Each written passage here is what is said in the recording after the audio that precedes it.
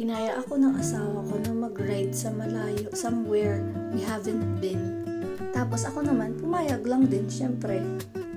Gagala tayo eh.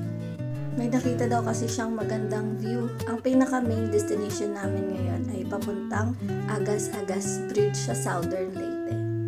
Pero bago kami makarating doon, dadaan muna kami ng Tacloban.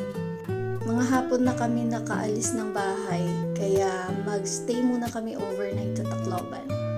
More on kapatagan ang makikita sa view dito sa video namin kasi wala namang masyadong building dito sa Visayas. Especially sa mga highways na kung saan magta-travel ka sa kabilang city, talagang open space, mga rice fields ang makikita mo. Or di kaya naman, yung Pacific Ocean, dagat, beaches, ang dami niyan dito sa part ng papuntang Tacloban from Eastern Samar. Ang ganda na din ng kalsada kasi maliban sa may mga part na nag-expand sila, maayos din at walang mga butas-butas. Siguro may mga part lang na ginagawa pa under construction. Pero 90% ng daan ay maayos na. Kaya mabilis din ang pag-travel from one city to another kasi maganda yung daan, wala pang traffic.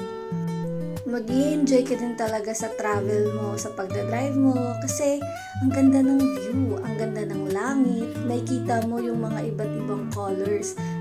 Kapag naman dumadaan kami sa mga bayan, lalo na sa part ng mga schools, dumadahan-dahan lang kami kasi yung mga estudyante tumatawid at pauwi na din ng mga time na yan kasi hapon na nga kami nakaalis ng bahay. Sa part na to ay nagbabadya na talaga ang malakas na ulan. Pero iniisip namin baka mamaya makulimlim lang talaga yung panahon at hindi naman uulan. Kaya naman tuloy lang kami sa aming travel kahit na makulimlim na yung langit. Kasi ang ganda pa rin naman ng views, tingnan mo yung dagat. Pero makikita mo na parang umuulan na dun sa may malayo. Kasi medyo madilim na. Pero nasa around 4 p.m. na din to. So pag nasa province medyo madilim na rin ata yung mga ganitong oras eh. Ayun, in-enjoy ko na lang muna yung pag-video kasi mamaya pag bumuhos na yung ulan, wala nang ganito for sure. Sana ma-enjoy nyo rin yung view na nakikita ko. Medyo mabilis lang talaga sa video pero ma-appreciate ko pa rin yung langit, yung dagat, yung mga puno. Wala kasi nito sa Maynila eh. Lalo na yung daan na maluwag, walang traffic, napakasarap mag-drive. Kung marunong lang ako eh. May mga ganitong straightway din na sobrang linis ng paligid. Malinis din yung kalsada, walang ibang sasakyan. Kaya naman, dire-diretso yung pagdadrive at medyo mabilis din. Kung mayroong patapat bridge sa north, meron din parang ganun dito. Mahaba din siya, maganda yung view, makikita mo yung Pacific Ocean. Tapos, white sand yung nasa baba dyan. Hindi ko lang talaga maabot. Pero ang ganda ng view dyan kapag mag-stop over. Pero sa part na to, bawal mag-stop kasi may checkpoint sa unahan. Nag-e-expand sila dito ngayon at inaayos yung daan. Diba? Parang kamukha niya talaga yung Patapat Bridge. Madalang nga lang talaga yung mga sasakyan na nakakasalubong namin. Ang ibig sabihin nun, hindi crowded ng sasakyan ang part ng Visayas. Kaya naman sa mga gustong gumala dyan, bisitahin nyo naman ang Visayas, hindi kayo puro sa north lang. Sigurado akong matutuwa yung mga riders lalo na maluwag ang daan. Tapos pa zigzag-zigzag pa, so only banking talaga. Only piga din daw.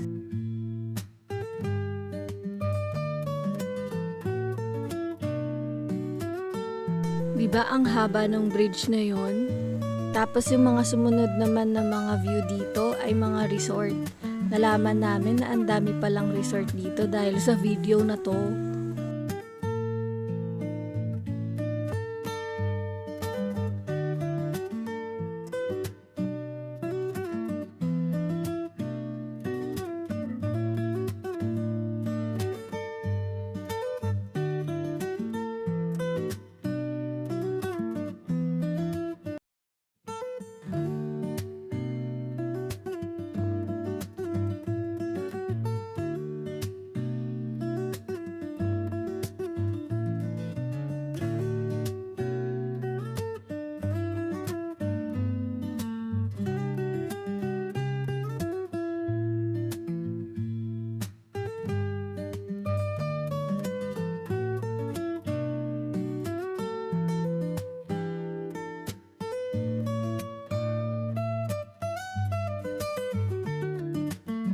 Malapit na kami sa Tacloban dito at umulan na ng malakas, kaya naman nag-raincoat na kami at hindi na ako nakapag-video. Kaya naman tatransition na tayo sa susunod na araw after naming magpahinga at matulog sa gabi. Today, we are going on. We're going to where? Agas Bridge. So ayun na nga at nagsimula na kaming mag-travel papuntang Southern Leyte. At ang ganda pa rin ng view, maluwag pa rin yung kalsada, unti lang yung mga building. So part na to is nasa city pa ata kami. Kaya may mga bahay-bahay at may kaunting building pa. Nakarating na nga kami ng Palo, Leyte. Saglit lang din kami nag-antay dito sa crossing. Kasi mabilis lang din ang traffic light. Tapos diretso na kami. Bago nga kami pumunta ng Agas Bridge, ay dadaan muna kami sa Eastern Clouds. Maraming option doon ng restaurant. Pero yung nakita kasi namin sa Facebook is yung The Incredible Cafe. Kaya naman, tara, samahan nyo ulit kami sa pagdadrive for today. Kung gaano kaganda kahapon yung clouds, yung dagat, ganun din naman yung nakikita namin today. Ang ganda ng panahon. Medyo late na nga kami lumabas ng Tacloban. Around 6:30 na kami nakaalis. Kaya kinakabahan kami kung aabutan ba namin yung Sea of Clouds sa The Incredible Cafe. Kaya naman yung asawa ko dito, todo naman yung piga niya sa monobela at binilisan yung takbo. Kaya kung mapapansin nyo, ang bilis din ng video ko. Minsan pa nga may time na nadadala yung cellphone ko papunta sa mukha ko dahil ang lakas ng hangin. Ang ginawa ko, hinigpitan ko na lang yung kapit. Yung kabila kong kamay naman ay mahigpit na nakakapit sa kanya. Gusto niya ata yun eh. Buwis buhay talaga tong pag-vlog. Kasi naman ang bilis ng takbo tapos kailangan nakakapit ka ng maayos. Wag mo talagang bibitawan yung cellphone mo kasi konting sagi lang talagang malalaglag yan. At hindi lang yung cellphone yung malalaglag, baka ikaw din. Kaya naman pagalingan talaga tayo dito sa paghawak ng cellphone. May pa-selfie video pa nga tayo dyan, no? Pero kailangan nakikita na tayo yung gumagawa ng video, hindi yung kinuha lang natin sa iba. Tapos yung asawa ko habang nagdadrive, turo ng view. I-video ko daw yun, i-video ko daw to. Siyempre ako nagpe-pressure naman ako. Kasi kapag hindi ako nagvi-video, tinatago ko yung cellphone ko. Tapos kapag nagturo siya, kailangan mabilisan kasi ang bilis niya mag-drive. Pero may point naman, ang ganda naman din talaga ng view na nakikita niya. At para naman din daw yun sa video, para makita naman ng mga viewers kung yung posible nilang daanan at makita pag pupunta sila ng Southern Leyte. Favorite part ng asawa ko yung maluwag na daan, tapos yung may mga paliko-liko kasi masarap daw mag-banking. Pero hindi naman siya nagbe-banking kasi kasama niya ako. Safe driving po tayo. Laging tandaan, maging maingat sa pagdadrive. May mga taong nag-aantay sa inyo. Kapag nagdadrive kayo, isipin nyo din sila. Kaya dahan-dahan lang at always safety first. Tapos dito, parang ang haba ng straight na daan. Ang ganda pa, ang luwag, mga 4 lanes. Madalang lang din kasi talaga dito sa Visayas yung 4 lanes na daan kasi ginagawa pa nila. Nagsisimula pa lang mag-expand. May mangilan-ngilan na din naman na naka 4 lanes na sa iba't ibang part ng Visayas. O eto, balik na muna tayo sa view. Sa kabundukan naman yung makikita natin sa part na to. Pero kahit nasa kabundukan, meron pa rin namang mga banks, merong 7-Eleven pa nga dito. At merong Andox, maraming mga gasoline station, may mga grocery stores din. Kaya naman kapag mag-stop over kayo at nagutom kayo, may mga restaurants din dito. Makikita nyo nga rin dito sa video ko yung nag-aayos ng mga kalsada. Kaya naman may mga part na one way lang talaga. Pero ang kinaganda lang, may mga part na 4 lanes na talaga yung kalsada. Tapos may mga ilan-ilan din na medyo sira pa yung kalsada, kaya yung asawa ko naman, iiwas na lang siya. Para hindi naman masakit sa puwet kapag nagbabounce. Pero mangilan-ngilan lang din naman yun. And babalik na naman tayo sa kabundukan, sa mga rice fields. Medyo nga yung ibang pananim ay mga hinog na, ready for harvest. Ang lawak nga ng lupaing to. Sino kaya yung may-ari niyan?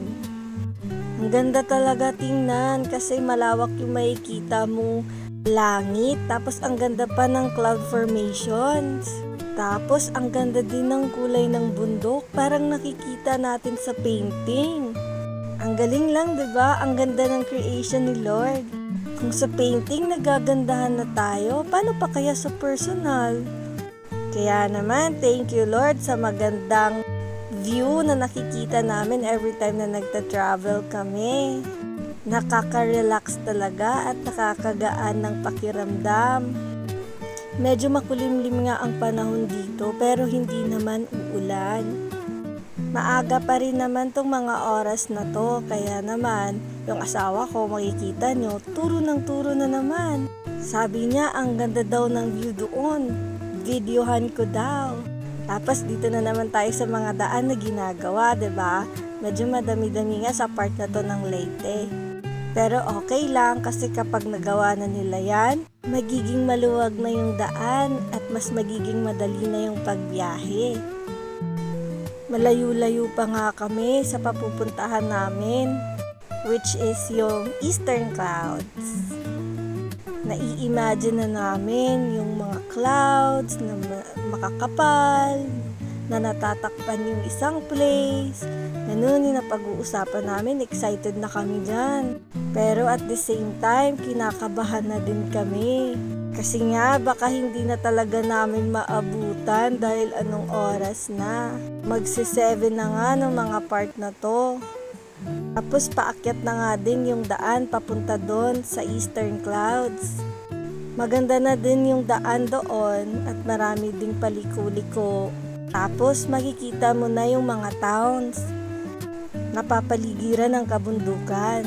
May mga ngilan-ngilan din kaming nakakasalubong na mga truck at mga taong galing na din doon sa Eastern Cloud. Mukhang maganda talaga kung mas maaga kami umakyat, 'di ba? Tapos may part dito na nakita ako, tapos dahil nakatago yung cellphone ko, hindi ko na siya na-videohan. Napaturo na lang talaga ako. Napaturo na lang si ate girl. Hanggang nga sa dumating na nakita na namin yung foggy part ng kabundukan. Tapos yung daan ay baba, akyat, para talagang dumadaan ka sa bundok. Naa-amaze na nga kami kasi mukhang maaabutan namin yung mga clouds. Nakita kami sa part na to na makapal talaga. Yung parang may nagsisiga. Imaginein nyo na lang yung maraming nagsisiga tapos ang kapal ng usok. Ang maganda lang dito, hindi amoy usok. Malamig yung panahon, mahangin, sarap sa pakiramdam. Talaga namang you are one in nature kapag nandito ka sa place na to. Ang sabi ko nga sa asawa ko, parang pumasok kami sa ibang dimension. Kasi nag-iba yung vibes, nag-iba din yung weather. At lalong nag-iba yung temperature. Kita nyo yun sa unahan, makapal na clouds. At the same time, ginagawa din yung kalsada sa kabila. May part nga dito, nagpalit kami ng phone ng asawa ko kasi na-lowbat na yung phone ko. Kaya naman, mag-charge muna ako. Tapos, yung phone niya muna yung gagamitin ko. Kaya naman, makikita nyo magkaiba yung color grade ng video dahil magkaiba kami ng phone. Tapos nga, sa part na to, medyo kumakapal na nga yung clouds. Pero hindi sila sa isang place. Kalat-kalat sila. Yun pala ay malapit na talaga kami sa Eastern Clouds. Kita nyo yan? Nag-antay lang muna kami na makaakyat kasi may mga sasakyan din na pababa. Ang saya siguro kapag mas maaga. Yung tipong madilim pa at wala pang liwanag. Umakyat na nga kami para magpa-register sa park na to. Nulat lang namin yung pangalan namin at kung saan kami galing. Tapos dito ang ganda na ng mga halaman, iba-ibang kulay. Medyo hindi maganda yung daan paakyat pero kaya na rin. Dahan-dahan lang sa pagdadrive. Medyo matarik din yung daan. Kasi nga, paakyat tayo sa Highland. May mga available transient nga pala dito. At ayun na nga, nakarating na kami sa The Incredible Cafe. Unang tingin parang wala lang, pero pagkalampas mo dito, ayan, makikita mo na agad yung cafe nila sa unahan. Tapos may makikita kang parang ang lawak na space doon pa sa unahan ng cafe. Ang ganda nga ng mga paligid kasi ang daming bulaklak. Yung mga hindi natin usually nakikita na bulaklak. Marami ding wildflowers doon. Tara na nga at excited na akong makita yung view.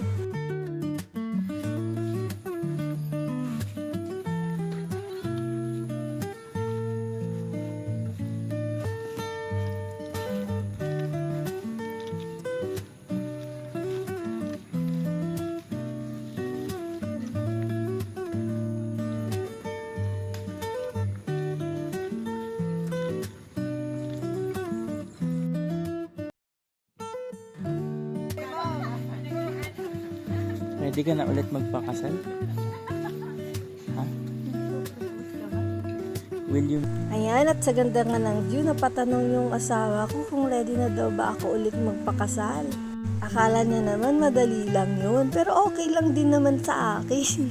Sayang nga at unting clouds na lang yung naabutan namin. Humanap na nga kami ng pwesto para makakain na ng breakfast. Tapos nakita namin sa menu itong gold na kape, 24K.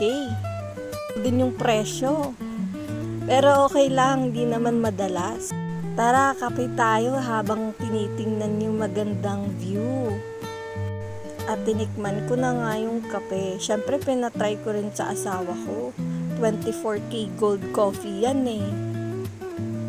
After namin mag-breakfast at magkape at mag-picture-picture, syempre umalis na din kami para puntahan talaga yung pinaka-main target location, which is yung Agas-Agas. Kaya naman tara, samahan niyo ulit kami mag-drive at mag-travel. Sana na-enjoy niyo din yung view dito sa video. Kahit hindi pa sa personal, at least makita niyo yung video ng clouds at ng The Incredible Cafe. Hindi to sponsored ha.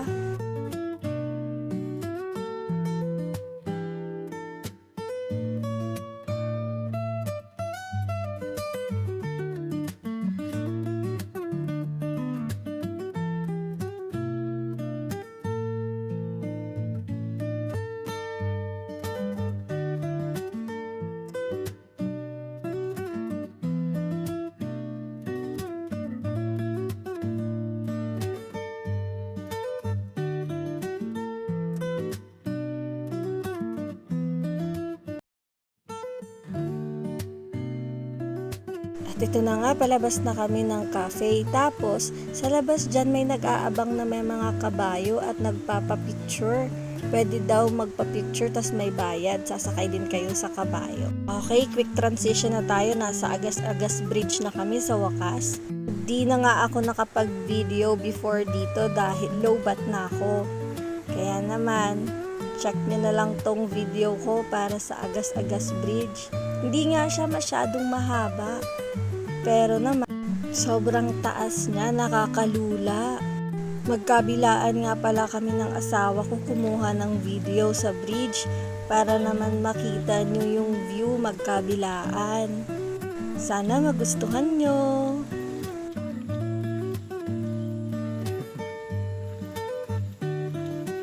Grabe.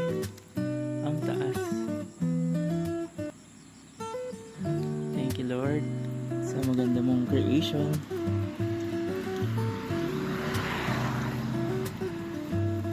So from dun sa kampo going dito, so bawal luminto yung mga sasakyan.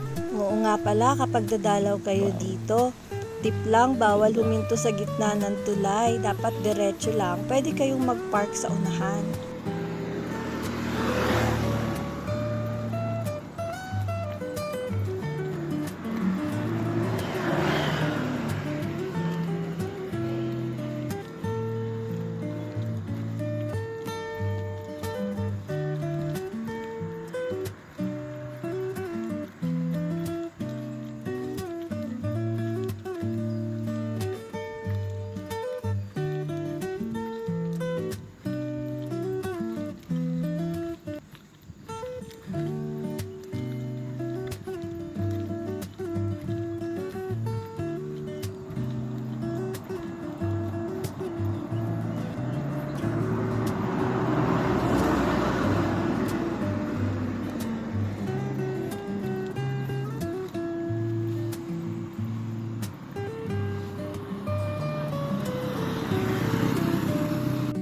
Sana hindi kayo nalula. Nagustuhan niyo ba yung video namin?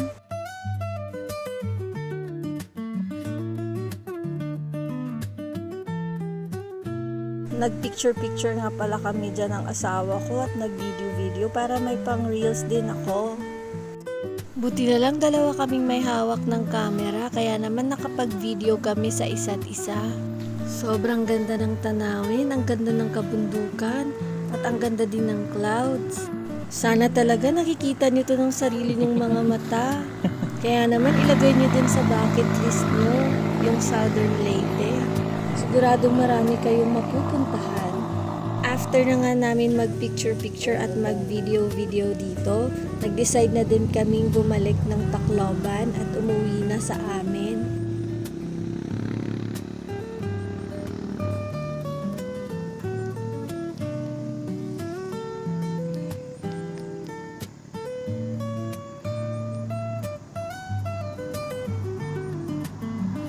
At yun na nga, nag-drive na kami pabalik ng Tacloban, nagbabay na din kami sa mga officers. May mga sundalo palang nakabantay doon para mapanatili ang kaligtasan at ang kalinisan. Maraming salamat po sa inyo. Sa uulitin, kami ay babalik.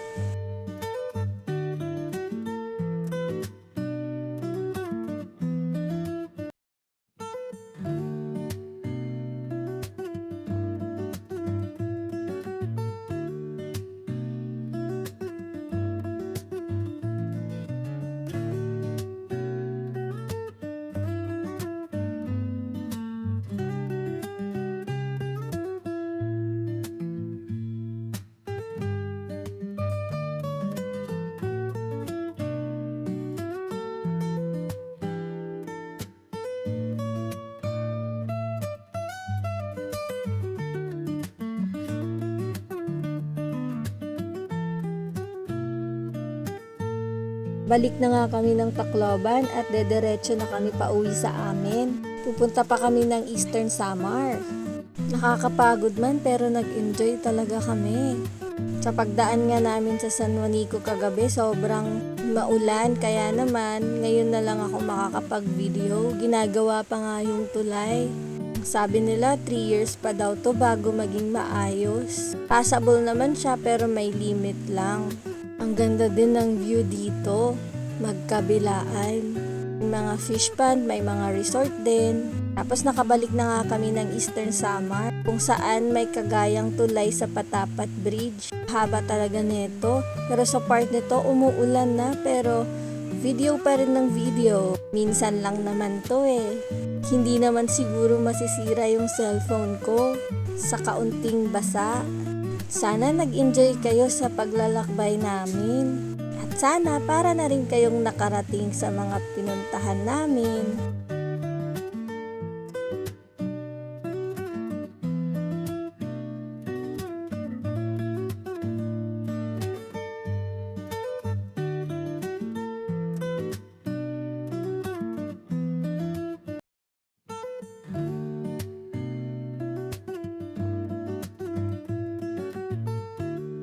Hanggang sa muli, salamat sa panunood.